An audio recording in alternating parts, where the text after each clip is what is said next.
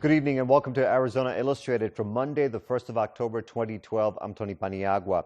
The American Institute of Architecture just kicked off Tucson's version of Architecture Week, and the activities for the next few days will include lectures, walking tours, and other events. This year's theme is Arizona Centennial, looking back to see the future. Caitlin Harrington has an interview. Joining me in studio today is John Price. He is the Architecture Week Committee Director, and Rob Paulus. He is the incoming president of the Southern Arizona American Institute of Architects. Thank you both for joining me. It's great to be here. Thank you. Rob, I'm going to start with you. If you can talk to us a little bit about the dates for Architecture Week and what the general theme or idea is behind Architecture Week as well. Architecture Week is a great opportunity for the local design community to kind of show what we do as architects. So we've got some great events planned, but it starts September 29th and goes all the way through to October 7th. So it's kind of 9 days. It's a long week. And it's really, the goal is to raise awareness of design and just show off to the community some of the best things that are happening here locally, as well as just get people interested to create a dialogue to even talk about design. And John, this year's Architecture Week has the theme of Arizona Centennial, looking back to see the future. Yes. Tell us why you chose that as the theme for this year and how you're encompassing that this upcoming week. Well, this being the centennial, the 100 years of statehood for Arizona, we thought it was a great time to look back and actually look at Tucson 100 years. And we've done a lot in Tucson in 100 years, and the local AIA really wanted to kind of promote both looking back and looking forward. So we're learning from the past, and we really want to take that and take those lessons and take them into the future. And that was really the theme for this year's event. And Rob, this week-long event, there'll be multiple events going on each day. But talk to us first about the lectures that will be happening. You said that really encompasses the theme. Yeah, thanks for asking. The lectures actually kind of encapsulate the theme of looking back to see the future. Brooks Jeffrey, who's a professor at the university, is going to start off with a snapshot of 1912. And he's a very eloquent speaker and presenter. So it really kind of starts at that point and then looks at the Mexican influence of architecture. There'll be 5 different presenters, gets into mid-century modern. I'm actually going to give a presentation on repurposing old buildings, we're giving them new uses. And then it'll be followed up, and the ending speaker will be Robin Schambach, who's with Imagine Greater Tucson, to speak to kind of where does the community see Tucson going in the future. So we're very pleased to have that put together. John, can you tell us about the couple events that are going to be involving the community? There's the Construction and the Kidstruction. Right. We're going to be, the first half of the week is going to be all at Park Place. We're going to have Construction, which was started a few years ago in 1992, and it's been done all over the country, and this will be our 3rd year. We're going to have 4 different structures designed by 4 different teams. One is going to be a team from the college here. And they basically design around food cans. And we've joined up with the Community Food Bank. And the goal is to bring awareness not just to architecture, but to food and to the needs of the community. And the Food Bank's been a great partner with us. And in the last 2 years, we've donated over 9 tons of food to the Community Food Bank. And they've been a wonderful partner. So we'll be out there building this thing on Saturday. And I look forward to it. Rob, there's going to be a variety of tours going on, and we will link your webpage information for the specific dates on those. But can you tell our audience a couple different tours and how you're going to route these around town? Yeah, well, there's 2 different walking tours, and we're really kind of looking at more of the historic downtown neighborhoods, as well as a number of bike tours, which was a very successful thing we started last year. And we're teamed with Living Streets Alliance on that, which we're very excited to be teamed with them. There's a lot of energy, and it's such a great thing. Honestly, it's really fun to have Architecture Week happening during where fall starts, because it's a great time to kind of get out and remind ourselves of summer's over, let's have some fun. But we have some great things planned. I just wanted to mention to everyone, I think probably the easiest way is just to Google Architecture Week Tucson, and that'll take you right to the link of everything that's happening, times, dates, all the specifics. John, can you tell us, we talked prior to the interview about the importance of this, and it does cover a couple factors, teaching people about the history, but what do you think people will get out of Architecture Week and going on the tours specifically? You know, it's the importance of the built environment. I mean, we live in a very unique community. The desert and the history of Tucson is pretty unique, and to go out and really celebrate it and to educate, you know, we talk a lot about sustainability here. We talk a lot about history, and it's really kind of an awareness and to get people inspired. You live in a unique place, and it's not just your house or your business. Rob, when you started doing repurposing buildings here, it was amazing to see these buildings once again in a new light. So yeah, it's about outreaching to the community and really finding a place where people can actually learn more about architecture and the built environment. Rob, I was under the misconception that the home tour is probably going to be the oldest homes in Tucson. But you corrected me, told me that it's actually newer homes. And tell us why that's important and the different types of homes that people can see on that tour. Yeah, well, the home tour would kind of encapsulate, it's obviously the end of the Architecture Week. And it also, we're partnered with Habitat for Humanity, so a portion of the ticket sales goes to them, which we're very excited to have that be part of it. But it's just, every year we try to figure out just interesting, more recent homes that have been built. So this year we have the container home, which is on Mountain, which has been very polarizing. So people get to see the inside of it and even talk to the designer. We have a number of homes that are in the desert that are very thoughtful and very well designed, as well as some infill projects, and also a multifamily project, which is the senior housing, and I think it's called Sentinel Plaza, which is on West Congress. That's also on the tour. So it's kind of a broad range of structures that we're proud to have on the tour. John and Rob, thank you so much for coming and speaking with us today. Thank you. Thank you for having us. It's been a pleasure. Mm-hmm. One of Tucson's contemporary buildings that has been getting a lot of attention in recent years is the University of Arizona's Poetry Center. Since its dedication in 2007, it has received various awards, and tonight we are joined by its architect, Les Wallach. He has also worked on many other projects, including some in China. Thanks for being here. It's a pleasure. So you were born in Pennsylvania. You were brought to Arizona, Superior, Arizona, at the age of 3. That's right. When did you decide you wanted to be an architect? I think when I was about 8 or 10 years old, it started occurring to me that it would be good because my mother is an artist and my father was an engineer, so it seemed like kind of natural. But you tried something else first, we were talking? I studied mining engineering, and I came to the U of A and went through the mining curriculum, and so I'm actually a graduate mining engineer. But after 4 summers in the mines breaking big rocks into little rocks, I thought, maybe I'll try something else. Okay, so obviously things have progressed along the way, and now you are one of the partners at Line and Space. Correct. LLC. What would you like to tell us about that company and sort of your approach to architecture? Well, we have a great firm. It's what's known as a boutique architecture firm. We specialize in high design. We are modern architects, but we really study the place where we're going to build, the region. So we things that we design really fit their site like a glove, I guess you'd say, hand in glove.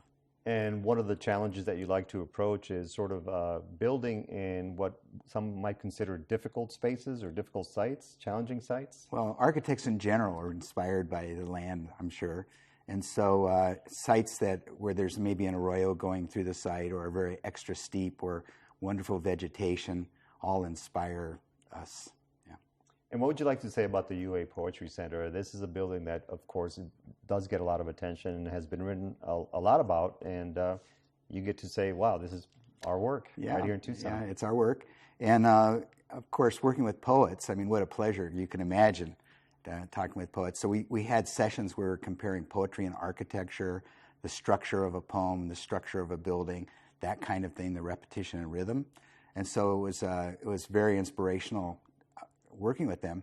One of the things that came out of the interviews, because we do a lot of interviews, we call it architectural programming, and there were a lot of contradictions. It was like, oh my God. One session would be about, for example, how should people read the books? Well, we'd like to read them in natural light, in a garden, all these wonderful places to read. And then another session would be preservation of the books. We don't want any natural light on these books. Keep them in the dark. Don't let any ultraviolet on them. And I'd go away going, oh my God, what am I supposed to do? So out of these contradictions came this kind of very, very interesting place. And what do you think about now that you drive by or you walk through these doors and so many people are talking about this building? Well, we usually become good friends with our clients over the years. So Gail Brown, who's an incredible director there, has become a really close friend. So I go there as often as I can, and they have wonderful programs. So we we go to the Poetry Center often as a customer, you might say. Yeah, You've also worked on the Boyce Thompson Arboretum and the Cesar Chavez Library in Phoenix, I apologize, but also in China. Why don't you tell us a bit about what's going on in China? Well, China is interesting, and people would wonder, and I get questions from my peers, how did it come about? Over the years, and starting with actually with the Boyce Thompson Arboretum was a kind of a breakthrough project for us, because I grew up in Superior. The director there felt really comfortable giving us the project. And so that was our first public project. It's hard for young architects to get a public project. And that led to publications all over the world.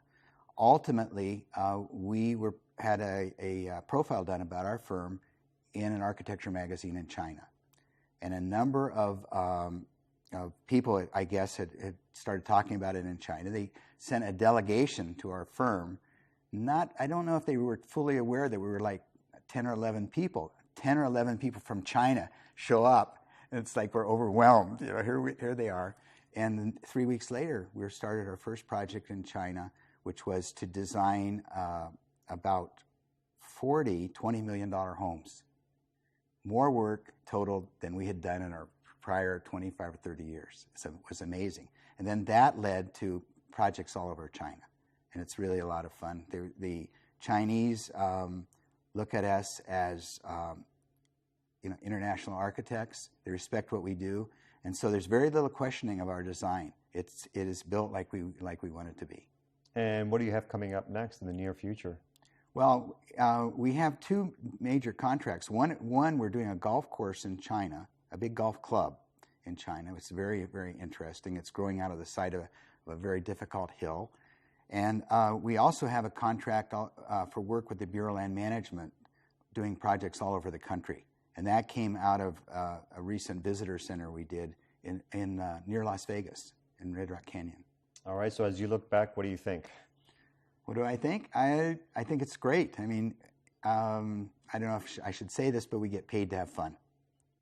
Okay, well, thank you very much for joining us, Les Wallach, and good luck to you with your projects in China and elsewhere around the world. It's been a pleasure to have you here.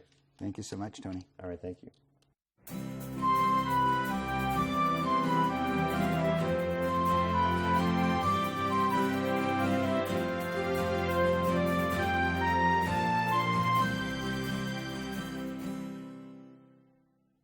We've been hearing a lot about the healthcare system in recent years and the present state of Medicaid and Medicare, which are government-provided services. The discussions and debates have led to questions, confusion, and concerns, but experts are standing by to help you with some answers. This Thursday morning, you'll be able to attend a Medicare health fair in downtown Tucson. Joining us with the details is Lynn Heskett. She is the coordinator of Medicare and State Health Insurance Assistance Program at Pima Council on Aging. With her is a PCOA volunteer and board member, Terry Allen. He also happens to be a Medicare recipient. Thanks for being here. Thank you, Tony. Nice to be here. So, Lynn, this is part of a fair that's going to be happening on Thursday, and you're providing lots of different services for people. Lots of services. The whole basis of the event is to concentrate on flu shots and help people realize they need to get the flu shots. Bring their Medicare card, there's going to be free flu shots there if they have their Medicare card. So we want people to come in and get their shots. There's going to be a lot of information there. Social Security will be there. Different hospitals are going to be there. Medicare plans, some of those are going to be there. A lot of information, staff there to answer questions from the folks. And this is about to become a really busy season, Terry. We were speaking prior to this interview because open enrollment is about to begin. It is. This happens every year, and actually the open enrollment period starts 2 weeks from today, October the 15th, and runs through December the 7th. And this is a very important period of time for anybody that's on Medicare. There's a lot of programs and plans that can be modified during this period of time, and it's particularly if people are on plans that cover prescription drugs, and most Medicare recipients are. This is the time of the year to change those plans if they need to. So are you coming across a lot of questions, Lynn, from people who are wondering what to do next or how to go about the process? Absolutely, yeah. People are, they know it's the time of the year. They're hearing advertisements. Medicare is advertising that this enrollment period's coming up. So a lot of folks want to know whether or not they should be thinking about changing their plan. What are some of the tips that you have for people who are either about to enter the Medicare system or are already on it? Check out your coverage. Check out your plan. Make sure your medications are covered under your plan, because you don't want to come January 1st and find out the plan you stayed with because you've been on it for a long time. Drop some of your medications. It's very important. And Terry, you deal with people as well. You've gone to different homes to help people out, and you've talked to a lot of people that call PCOA. What are some of the typical questions that you get? Well, there's a lot of different questions we get. Some of them are very complicated. Some of them turn out to be fairly simple to answer. One of the things that we deal with a lot is people that are getting ready to turn 65 and become eligible for Medicare. And there's a wonderful program that's provided by Pima Council on Aging. It's every month. It's usually first Wednesday of the month, except for the month of October, because we have some other programs, and we can talk a little bit about those later. But this is a great program. It's 2 hours long. It's free, and it's really, really helpful for people to help them understand the options you have when you enter Medicare. And there are a lot of options. And in the introduction, we said that you are a Medicare recipient. What was the process for you like, and what would you want to say for somebody who is about to begin that? Well, I became eligible for Medicare a long time ago, as a matter of fact, 12 years ago, and I'm not sure I can remember all the way back there, but it was really pretty simple. I'm on what is known as Original Medicare. There are other Medicare programs known as Medicare Advantage plans. These are plans like HMOs, and there's a whole variety of plans. But mine's pretty simple. My wife's on the same thing, so we have a supplemental plan. We're in kind of an unusual group in that company I'm actually retired from provides a retiree plan, which you don't see too many of those anymore. So it was a pretty easy process for me. Lynn, this is typically a topic that scares a lot of people because it means paperwork, the government, and so on. What would you like to say to people about this? Oh, I would like to say, give us a call at Pima Council on Aging. We have a network of volunteer counselors that have gone through a lot of training under Medicare, and they can sit down with someone and go over all of the plans that are available, put their medications into the plan finder on Medicare.gov, and that will tell us what plan might be best for them. We won't tell them what plan to pick. We're unbiased, but it will help them to sort it out. And as we get closer to the presidential election, without going for one or the other or the candidates, are there questions about, is it going to be around, or what? Are you getting any type of calls like that? You always get that if you have a group of people. Somebody says, is Medicare going away? And our answer is no, it's not going anywhere. Again, without getting any political yes. basis. We don't know exactly what it's going to turn out like, but it's going to be there. It's going to, in some form. All right, let's talk about the Armory Park Medicare Health Fair again. The time and location once again, please. It is at Armory Park. Health Fair is down at Armory Park Senior Center in the ballroom, and it is going to be, there are going to be some people there that some of you know. Mayor Rothschild's going to be there, Dr. Marlene Bluestein from TMC, and our own PCOA President and CEO, Jim Murphy, and they're going to get their flu shots there. Okay, and it's this Thursday from 9 a.m. to noon. It is. Okay, well, thank you very much for joining us. Good luck. And if anybody wants more information, call Pima Council on Aging. Appreciate it. Thank you.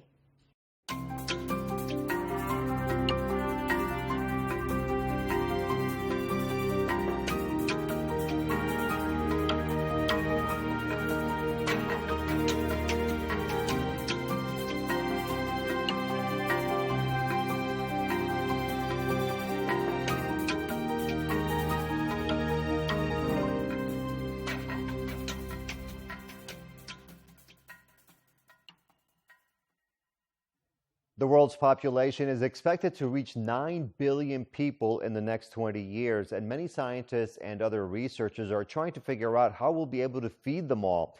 This is also the theme of Plant Science Night, an event in Tucson that invites children and adults to think about plants in some new ways. Here is Mark McLemore to tell us more. And joining me now to talk about the upcoming Plant Science Night at Ventana Vista Elementary School, we have Caryl Jones and Rod Wing. Thanks for joining us. Caryl, tell us how this idea first came to be. It's really a very exciting event, and it actually came from Dr. Wing. I'll give you a little bit of background, but I had been doing in Catalina Foothills for my school, I'd been doing science nights for quite a few years. As a classroom teacher? As the librarian for the school. Okay. So I worked very intensely with the kids, and I love science. So that was sort of the magic of going it. And one day Rod came by and he said, we need to talk, and then we need to talk again. And finally I said, okay, let's get together. And he was working on an NSF grant, which he'll probably explain that too. And it sort of blossomed from there. And this is our third year, and we have about 500 kids or families and children coming, and it's fabulous. So it blossomed by, this is what we need to do for kids. Well, Rod, share with us, what was your vision for what this could be? Okay, so when Caryl was running her science nights, they were all about physics and stargazing and being a plant biologist. There was never anything about biology. So I really wanted to instill a new program at Ventana Vista. So we did that, and one of the big goals that I have is that I work on is trying to address the 9 billion people question, which is really how are we going to feed 2 billion additional mouths within the next less than 40 years from now. So I really we want to start at the base, teach the kids about feeding the world and the importance of plant biology and plant science. So hopefully we can inspire some of these kids to make a contribution later on in their lives to helping to solve this problem. And sparking enthusiasm seems to be one of the most beneficial aspects of this. You say that the parents and the kids who have come to these science nights in the past have really come away fired up about this field of science. Can you explain why you think it has appeal? That learning together, and plant science could be just a slow-growing bean and nothing exciting about it, and what is this? But this night is alive. The kids are extracting DNA. They are comparing different seeds. They're learning about pollination with live bees that are there. One of the fun things is digging in the compost box with the wiggly worms. Here's kids in their little worms. So it's everything from how a plant grows and reproduces to how they interact with animals. And I think the big thing that we're doing is feed the 9 billion and the genetics that's involved in rods, but that inspiring of kids, the awe and wonderment, will bring them back and inspire them more to increase their curiosity about science and asking questions. And that's what it's all about. So it seems like the focus at Plant Science Night is on hands-on activities. Yes. We have about 30 different stations they can go to, so regardless, if you're staying there the whole time, you can never get to everything. So you have to make choices. Am I going to go over here and go onto the weather bus? Am I going to go over here and extract DNA? Am I going to go over here and design a phytoplankton? Am I going to learn about all these amazing varieties of rice? So some of it is tasting, some of it is nutrition, some of it is genetics, some of it is plain old, what are these plant parts and their functions? And where is some of the expertise and the talent of the plant scientists that are participating in this? Where are they coming from? Most of the scientists actually come from the University of Arizona, but we do invite people from other universities around the country. And then we also have local volunteers from the Magic Garden, for example, which is actually one of the sponsors of NPR. And we have Ed Curry, who comes from Pierce, Arizona. He's a pepper breeder in the state. So we have local folks as well as university professors and also students and postdocs.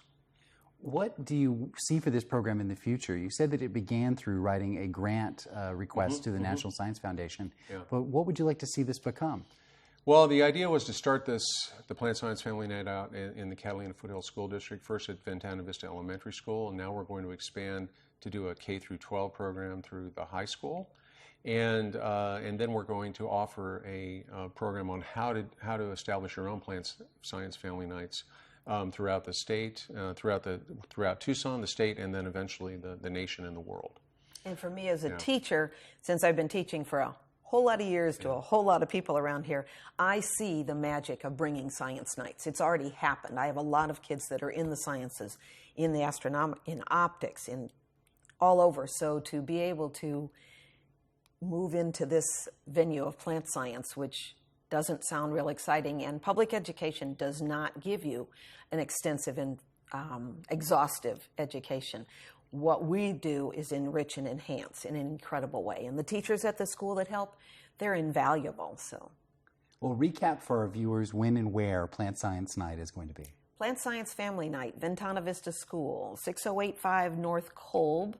Let's see, just north of Sunrise on Kolb, 5 to 8. Parking's probably an issue, but you can do it, and you're welcome to join us. Have fun. Okay, well, thanks so much for sharing your enthusiasm for Plant Night with us. We love it. Plant Science Family Night. Yes, thank you so much. Thank you. In tonight's video postcard from photographer and editor Julio Rodriguez, we visit the annual Oktoberfest at High Corbett Field, where music, dancing, and food share the spotlight with beer.